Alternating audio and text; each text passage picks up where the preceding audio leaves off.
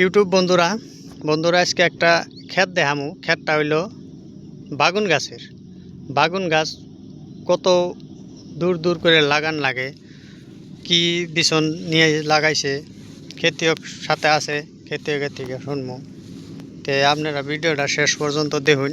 আশা করলাম ভিডিওটা শেষ পর্যন্ত না দেখে কেউ কেটে দিবেন না।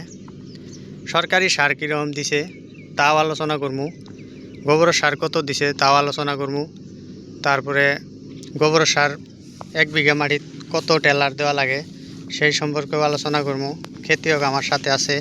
বাগুন গাছের কি বিধান, এটা কি ধরনের ওষুধ দিল সেই সম্পর্কেও আলোচনা করবো। পোকা ধরলে আরে কি কি ওষুধ ব্যবহার করা লাগে।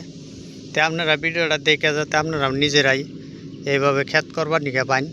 আর খেতিয়কের কাছে শুনবো কত হাজার টাকা খরচ হয়েছে 1 বিঘা মাটিত, আর কত হাজার টাকাতেও বিক্রি করবার পারবো সেই সম্পর্কেই আলোচনা করব। তে বাগুন খেতে যে নিশ্চয় আপনারা ভিডিও দেখতে যান। তে আশা করলাম এইভাবে ভিডিওটা দেখে যাতে আপনারাও নিজে নিজে ওষুধপাতি সার ব্যবহার করে বাগুন গাছ লাগাবার পান, লাগায় যাতে 2 টাকা ইনকাম করবার পান, নিজের পরিয়ালটা যাতে শান্তি হালে চলবার নিকে পান, এটাই আশা করলাম। তে আপনারা ভিডিওটা শেষ পর্যন্ত দেখ পান, কেউ না দেখে কাটে দিবেন না।